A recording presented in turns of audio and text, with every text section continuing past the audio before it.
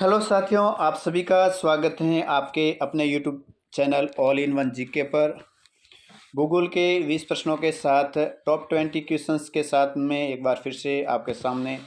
आज का हमारा पहला सवाल है, किस महादेश में ओपेक के सदस्य देशों की अधिकतम संख्या है? ऑप्शन ए, यहाँ पे महादेश का तात्पर्य कॉन्टिनेंट या महाद्वीप से है। Option A Asia, option B दक्षिण America, option C Africa, option D Europe. तो इस प्रश्न का सही जवाब है ऑप्शन सी अफ्रीका। अफ्रीका में सर्वाधिक ओपेक के सदस्य देशों की संख्या है। ओपेक एक पेट्रोलियम उत्पादन देशों का संगठन है।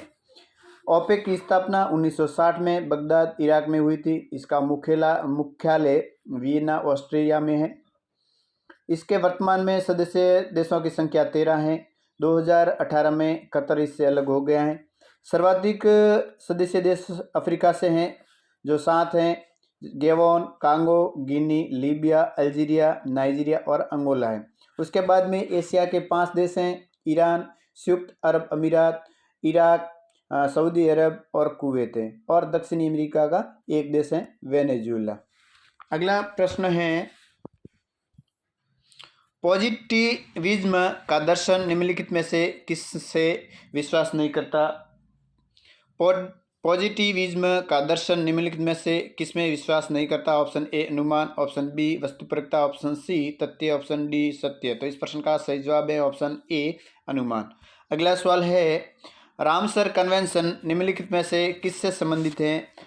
ऑप्शन ए ओजोन क्षरण, ऑप्शन बी मरुस्थलीकरण, ऑप्शन सी आर्द्र भूमियां, option D greenhouse gas उत्सर्जन। तो इस प्रश्न का सही जवाब है ऑप्शन सी आर्द्र भूमियों के संबंध में इस हैं। ईरान के शहर रामसर में 2 फरवरी 1971 में आर्द्र भूमियों के संरक्षण के लिए एक कन्वेंशन हुआ था। विश्व भर में वर्तमान में लगभग 1929 आर्द्र भूमियां हैं। फरवरी 2025 तक भारत में 89 रामसर स्थित हैं। विश्व में सर्वाधिक रामसर स्थल यूनाइटेड किंगडम या ब्रिटेन में है, जो 175 हैं, और उसके बाद मैक्सिको में 142 हैं। वही राजस्थान में वर्तमान में आर्द्र भूमियों की संख्या 2 है। पहला है केवलादेव राष्ट्रीय उद्यान और दूसरा है सांबर झील। अगला सवाल है, इनमें से कौन सा सुमेलित नहीं है?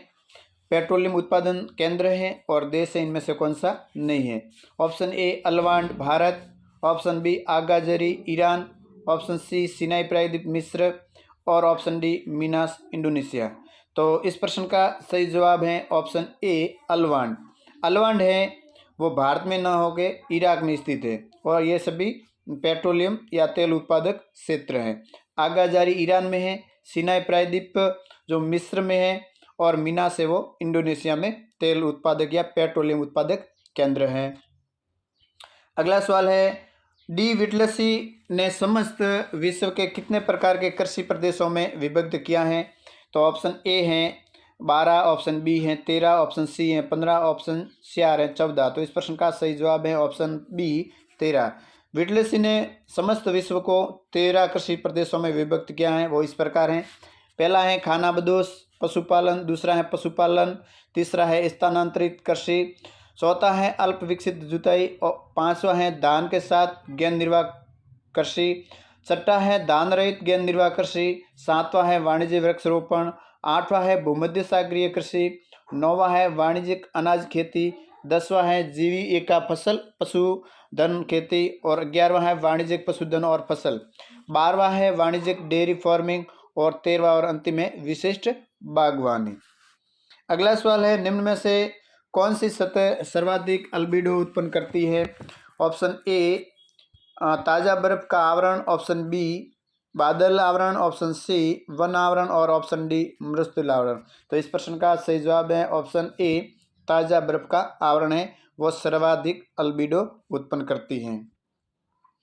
अगला सवाल है, निम्नलिखित में से कौन सा सुमेलित नहीं है? ऑप्शन ए लो एसक बाबा बुदन की पहाड़ी, ऑप्शन बी हीरा पन्ना जिला, ऑप्शन सी कोयला झरिया और ऑप्शन डी भूतापीय ऊर्जा अंकलेश्वर। तो इस प्रश्न का सही जवाब है ऑप्शन डी भूतापीय ऊर्जा अंकलेश्वर।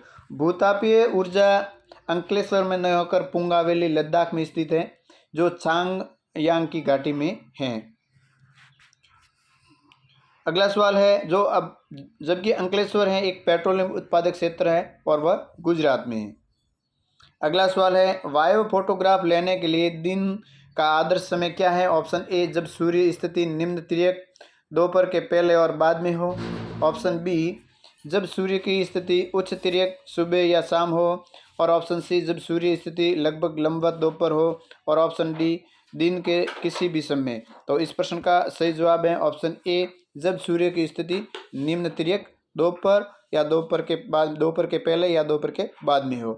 अगला सवाल है, भारत के विभिन्न राज्यों में कृषि गहनता के सही आरोही क्रम के संदर्भ में नीचे दिए गए विकल्पों में से सही विकल्प का चयन करना है। Option A, Maharashtra, Assam, Bihar, Uttar Pradesh. Option B, Uttar Pradesh, Bihar, Assam, Maharashtra. Option C, Assam, Bihar, Uttar Pradesh, Maharashtra. और ऑप्शन डी, बिहार, असम, महाराष्ट्र, उत्तर प्रदेश।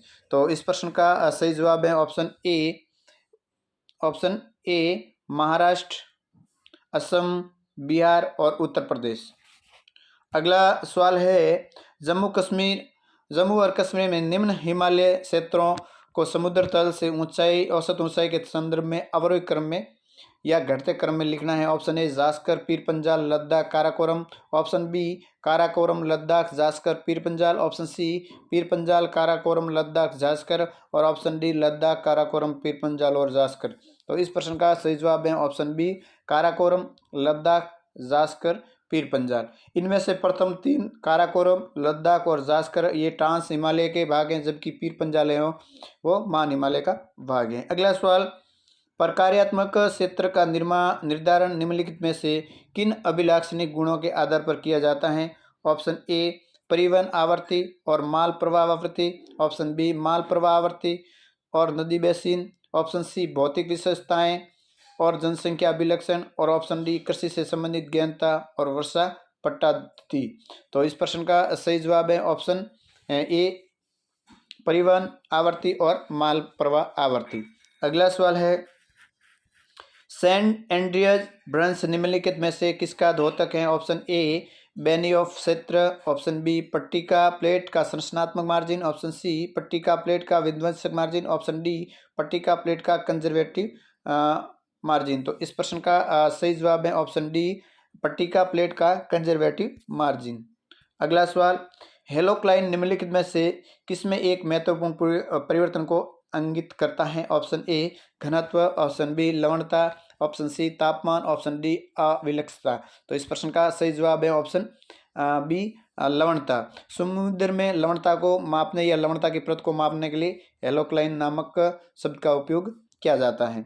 अगला सवाल है, निम्नलिखित में से कौन सी मौसम संबंधी आपदा है? ऑप्शन ए, बाढ़। ऑप्शन बी, भूस्खलन। ऑप्शन सी, हिमगाव। ऑप्शन डी, बादल का फटना। तो इस प्रश्न का सही जवाब है ऑप्शन डी, बादल का फटना। ये बादल का फटना एक मौसम संबंधी घटना है, जबकि बाकी घटनाएं मौसम के बाद की या बादल ये जो मौसम घटित हो जाता है उसके बाद की घटना है। आपको ऐसा दिख रहा है कि ये सभी मौसम से संबंधित घटना है, लेकिन ऐसा नहीं है। अगर आप ध्यान से देखें तो बादल फटना ही एक मौसम से संबंधित घटना है, या फिर बारिश होना ये मौसम से संबंधित घटना है। अगला सवाल है, निम्नलिखित में से किस स्थान पर क्योटो प्रोटोकॉल में संशोधन स्वीकार किया गया था? Option A, Abu Dhabi. Option B, Riyadh. Option C, Doha. Option D, Muscat. तो इस प्रश्न का सही जवाब है ऑप्शन सी, दोहा। दोहा में जो क्योटो प्रोटोकॉल हुआ था उसका संशोधन हुआ था। क्योटो प्रोटोकॉल 11 दिसंबर 1997 के तहत अंतर्राष्ट्रीय संधि हैं जो जलवायु परिवर्तन के कारण होने वाले प्रभावों को कम करने के लिए की गई थी, जिसका उद्देश्य है विश्व या वैश्विक तापमान में वृद्धि में योगदान देने वाली गैसों का उत्सर्जन कम करना या उस गैसों के उत्सर्जन में कमी लाना है। अगला सवाल है, काई स्कायर टेस्ट निम्नलिखित में से किसकी माप की जाती है? ऑप्शन ए, माध्यम विचलन। Option B, goodness of fit. Option C, प्रवृत्ति। और ऑप्शन डी, परिवर्तन। तो इस पर प्रश्न का सही जवाब है option B, goodness of fit. अगला सवाल है, 17वां पृथ्वी पर हुई भू हलचलों का सही क्रम है? Option A, Charnian. Option Charnian, Caledonian, Hercynian, Alpine. Option B Caledonian, Hercynian, Alpine, Charnian. Option C Hercynian, Alpine, Charnian, Caledonian. और option D Alpine, Charnian, Caledonian और हर्सिनियन। तो इस प्रश्न का सही जवाब है option A Hercynian, Charnian, Caledonian, Hercynian और अल्पाइन। मतलब पृथ्वी पर अभी तक हुई 4 भूहलचलों में सर्नियन सबसे पहले हुई, जो लगभग 60 करोड़ वर्ष पहले हुई। उसके बाद में कैलिडोनियन हुई, उसके बाद में हर्सिनियन हुई और उसके बाद में अल्पाइन हुई है। अगला सवाल है यूरोप के हिम युगों का सही क्रम कौन सा है? Option A Gunz, Mindel, Riss, Wurm. Option B Mindel, Riss, Wurm, Gunj.